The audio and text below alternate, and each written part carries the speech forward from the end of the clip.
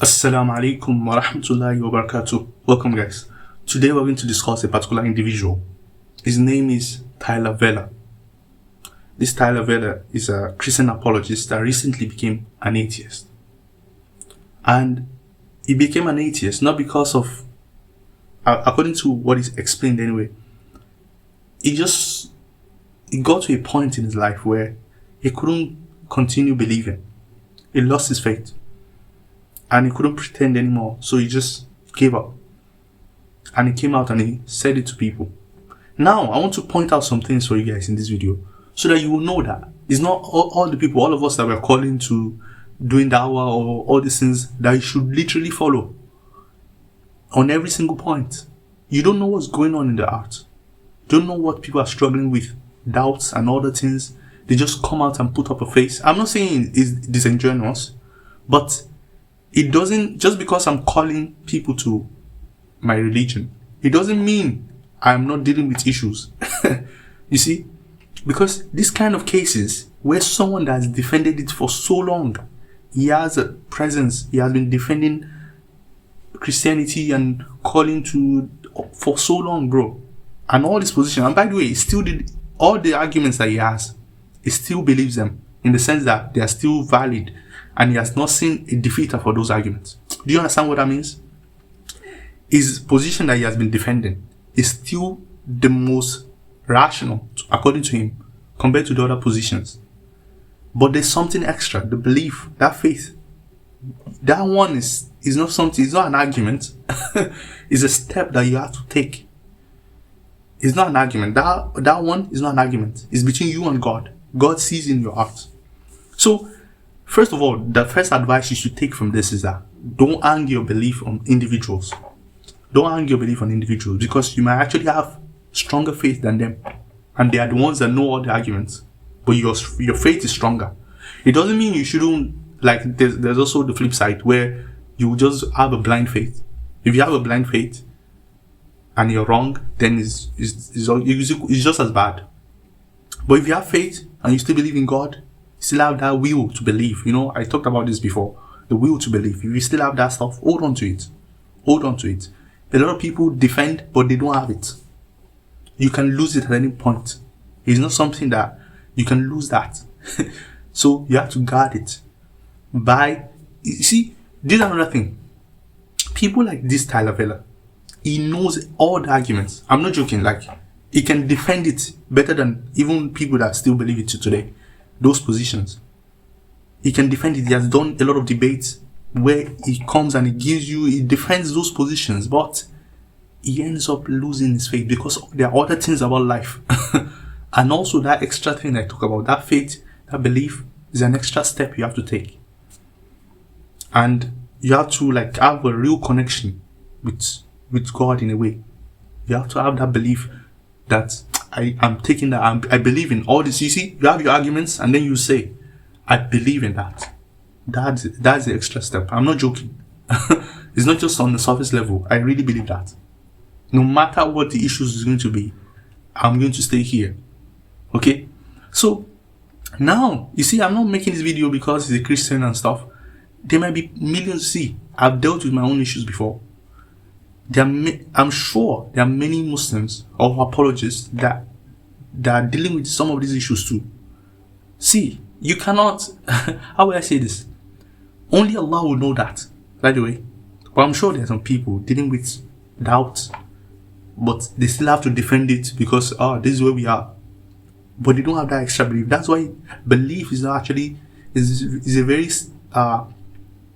important thing in the life of a believer. And it's only God that will know who are the true believers.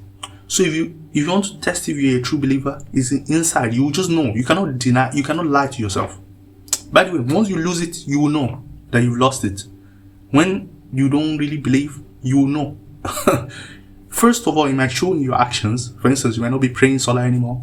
You might be doing some sins behind doors, and you don't feel guilty.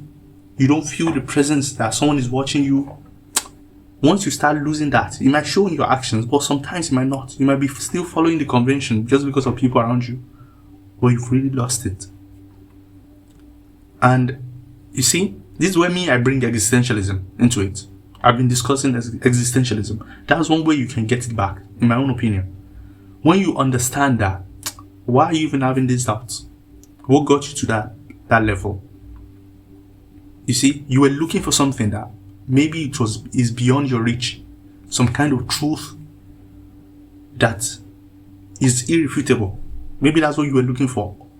Truth, objective truth that no one can disagree with.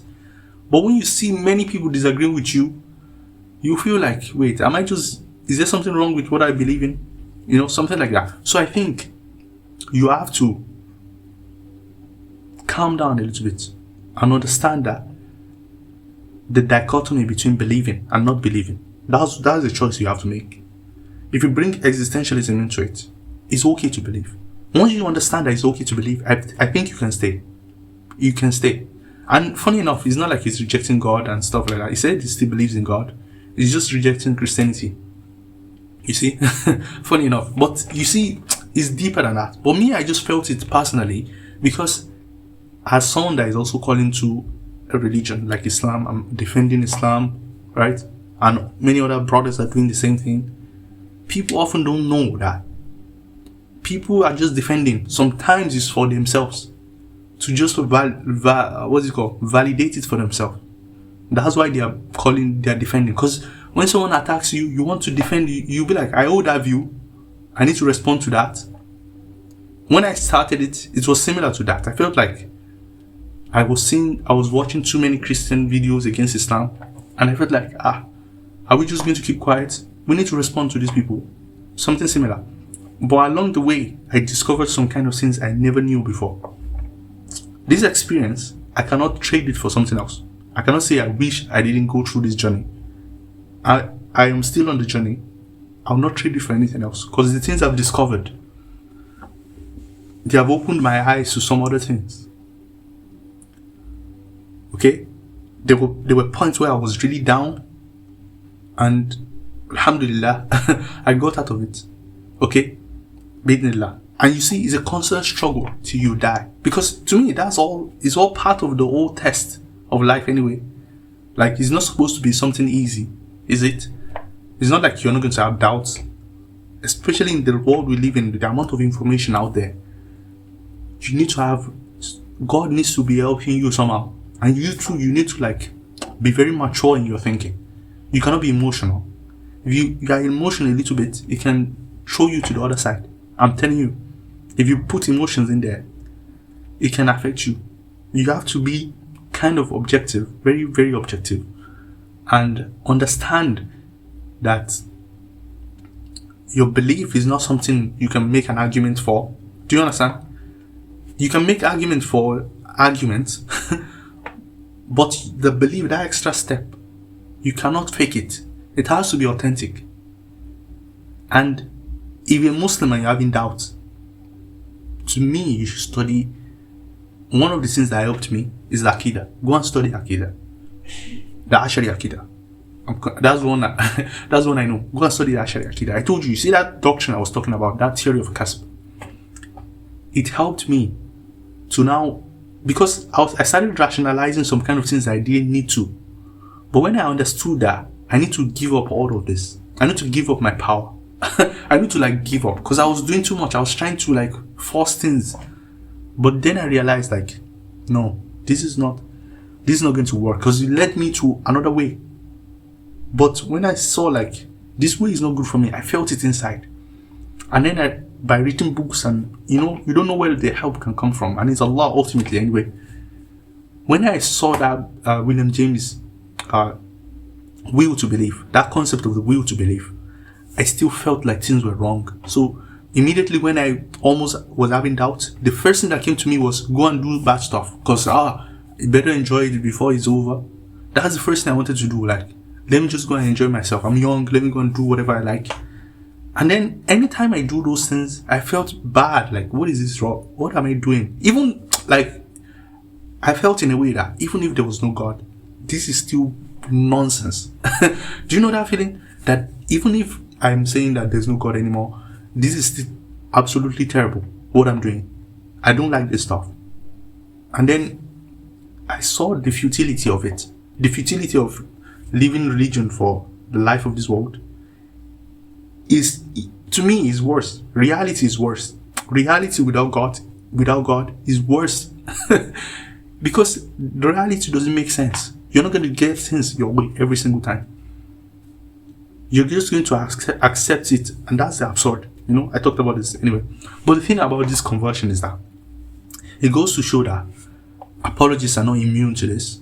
They are just as vulnerable as just a normal guy on the street. They're just as vulnerable as that. Because to me, maybe even this faith thing is a gift.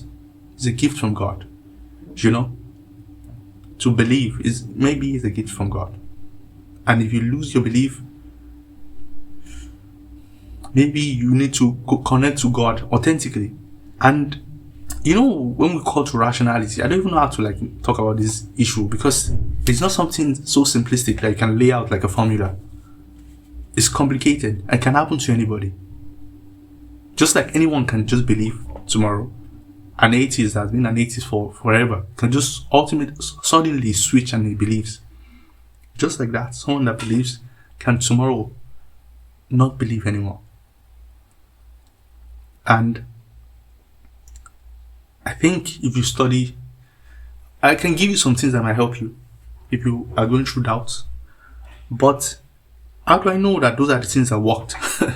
To me, they worked for me, but maybe it doesn't work for you. Everyone have different lives.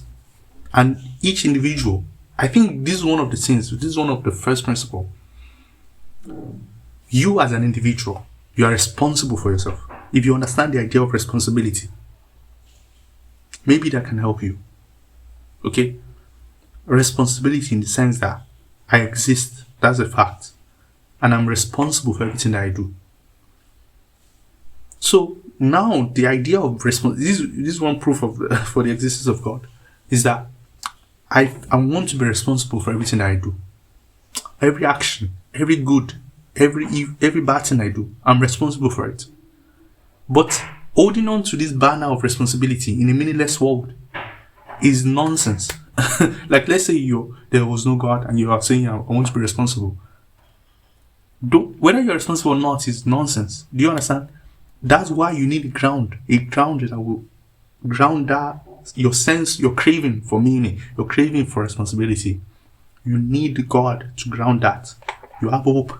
See, faith sometimes is hope. You have hope. You believe that ultimately I want this in the way you want it. I will. So hope, belief. Sometimes it's not knowledge, it's hope. Do you understand? I don't want to live in a nihilistic, meaningless world. I have hope that there will be meaning. I see people, injustice happen. I don't want there to just be the end. I want justice to be served. I have hope that justice will be served. You see, you can ground your existence, your belief in God with some of those things. They are not arguments like you can convince someone else, but you, individually, you can convince yourself. And it can happen to anybody. So anyway, let me see what else I can add to this. And it has, see, another thing that is causing this, let me just advise Christians. You're especially in the West, you are overemphasizing on literal, historical stuff. If you want to be true, you go and be checking the Bible and checking historicity and everything. All those stuff is one of your biggest problems. All these bartenders and all these people, a lot of you will leave your religion eventually. Be doing Bible studies, biblical research, and checking the papyri and all this stuff. You are on your path to leaving. I'm telling you, you go and be doing this stuff, you will leave eventually, because history is not complete. We interpret history. Do you see? And you will soon start having doubts in some of those documents. And they are valid doubts. That's why I don't base even my Islam on historical stuff. I'm not down for that. Historical things mainly. No. I still what is the main essence of Islam? Those are the things I take. Talking about, did this event happen in history? 100%. A particular event? Not necessarily you need to believe that. Do you know? Or in a particular way, that has been interpreted that we've lost the context.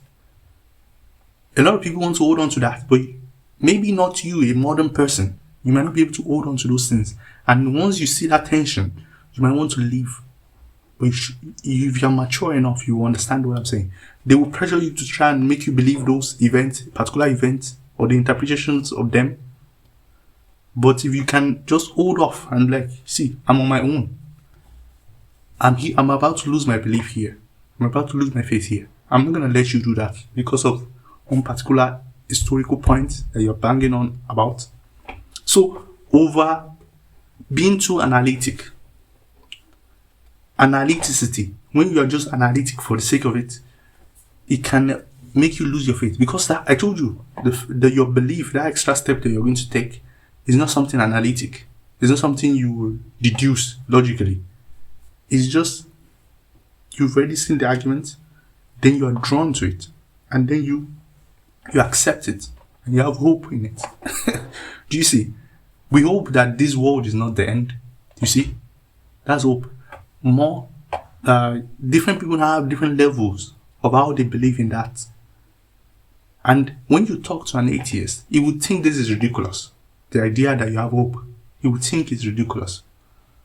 But if you want to go on his level, he doesn't have any hope. There's no hope. You have hope. Do you understand the difference? If we want to be logical and analytical, there's nothing like hope. Hope is uncertain. Is uncertain. Yeah? But the alternative of having no hope is accepting a meaningless world. A world that there's no purpose to it, there's no good or bad, and all of those things that you take from just having hope. Once you have hope, then you can ground a lot of things. That justice will be served. When someone is killed unjustly, you'll be like, don't worry, you killed him, God will judge you. You can tell him to his face. Even if he kills you, you know, like, see, kill me, God will judge you. You see, that is hope. If you imagine you think that there's no hope, when you see someone is about to kill you, you will run, because if you want to hold on to your life, you will not tell the truth. You'll be scared to tell the truth, because you know that this is the end. He can kill you and get away with it. But if you know you can never get away with it, you will never get away with any injustice that you do. That is a big hope. You hope that is true. That is the belief. We can now have arguments to structure around those things. Okay? And I think, what is the other thing? I think some Christian beliefs, because I'm a Muslim, of course, and I disagree with a lot of Christian doctrines, some of them might be causing this also. Some of your beliefs are inconsistent with themselves, even. Some of them are pretty... If someone just encounters problem of evil and all these things, he might just be like, I'm done with this. He might not be able to handle it. And that's why we call it to Islam. To me, I have, in my own opinion, Islam has a stronger system to handle these things. But I feel like the more we are getting aligned with the West, even us, we are vulnerable to some of these problems. And I hope that Allah protect us. Because the more we go into the West, the more we start using their methodology. And we forget that we have a strong base. We have a society that actually prevents some of these things. You know? Our sense of community alone. Community alone can keep someone in having hope. I'm telling you, community. The way you interact. But if you are alone in the room. You don't have any gathering you go to. So people that don't go to church and you stay at home and you're doing apologetics on the laptop, you will end up leaving. But anyway, I don't want to make this too long. If I need to make a second part, I'll make it show you like some of these things that, as an individual, some people might not be able to say this. They go through also, or they've gone through. You might end up going through this. You yourself, you're not even an apologist. You might end up going through this. And it's either you're going to be scared and you not want to face it. That's one way. Or you are just going to be so bold and you're like, I'm done, man. I'm not being true to myself. I don't believe any of these things. Okay? So anyway, let me see what you guys think in the comment section. See you guys later. Wassalamu alaikum wa rahmatullahi wa barakatuh.